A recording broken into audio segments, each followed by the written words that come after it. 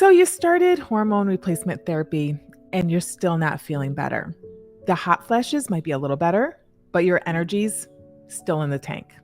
You're moody, foggy, maybe even gaining weight. And now you're wondering, what am I missing? If that's you, you're not alone. So many women come to me frustrated, confused, and let down by a treatment that they were told would be a miracle fix. And while we don't have an exact statistic on how many women start hormone replacement therapy and still don't feel better, here's what we do know.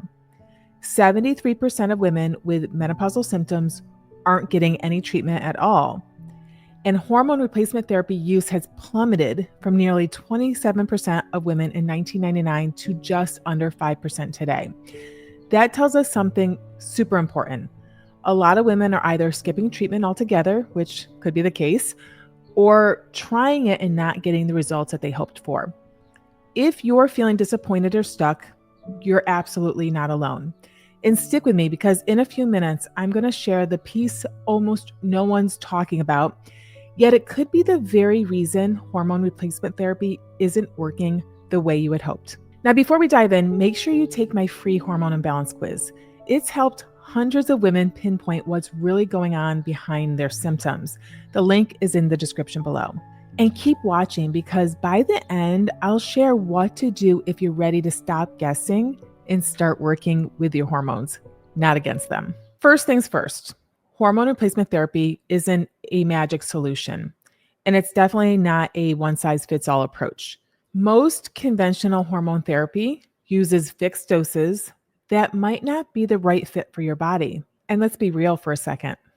If your hormones have been out of balance for years, a basic prescription probably isn't going to be enough. That's where compounded bioidentical hormone therapy can be a game changer. It allows the dose, the delivery method, and the frequency to be customized to your body. And that flexibility can make a huge difference in how you feel. But even if your dose is technically right, it may not be the only issue. You might be blaming estrogen or progesterone for every symptom that you have, but here's the truth. If your cortisol, thyroid, or insulin levels are off, hormone replacement therapy won't do what you want it to do. Let's look at a few examples. Number one, something I hear all the time, stubborn belly fat. That might be a high cortisol or insulin resistance. A low libido and fatigue, that could be a thyroid issue. Anxiety and mood swings, possibly cortisol dysregulation. Now, these symptoms often look like estrogen or progesterone problems, but they're actually rooted elsewhere. And this is why I created the Hormone Balancing Starter Kit. If you want hormone replacement therapy to work, you need to support the whole hormone system, not just slap a patch and a pill on it and hope for the best. That mini course breaks it all down for you, and I'll be sure to link it in the description below. And listen, if you're finding this video helpful so far, hit that like button, subscribe for more, and drop a comment if this resonates. I always read the comments and respond. Okay, so here's the piece that almost no one talks about. Your body has to process and eliminate hormones, even the ones you supplement with. If your liver is sluggish, if your gut is inflamed, if you're constipated, bloated, or always tired after meals, your detox pathways are probably clogged. And when that happens, hormones can recirculate instead of being cleared. Estrogen dominance symptoms can get worse. Your hormone replacement therapy can actually backfire. So before you go increasing your dose again, ask yourself, is your body even able to use what you're giving it? Even the best hormone therapy can be blocked by the worst habits. Here are a few of the common ones I see a lot. Number one, you're not sleeping consistently or getting early morning sunlight. Number two, you're eating too many processed foods or you're just skipping meals. This is going to cause your blood sugar to be all over the place. Maybe you're pushing through stress with caffeine instead of real rest. Maybe you're not moving or walking after meals or moving at all.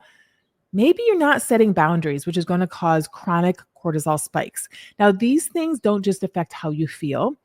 They affect how your body responds to hormones. So if you want hormone replacement therapy to work, you've got to support the lifestyle foundations too. And if you're not sure where to start, my Hormone Balancing Starter Kit walks you through simple, science-backed steps to support your sleep, stress, metabolism, and hormone health, whether you're on hormone replacement therapy or not. And maybe you're sitting here thinking like, yeah, this sounds good, but I can't do this by myself. And you want a more personalized approach. I have good news. I'm now accepting a handful of one-on-one clients inside my brand new Her Method for Hormone Balance, which is a clinically designed program just for those of you over 40 who want to get real results, not just Band-Aid fixes.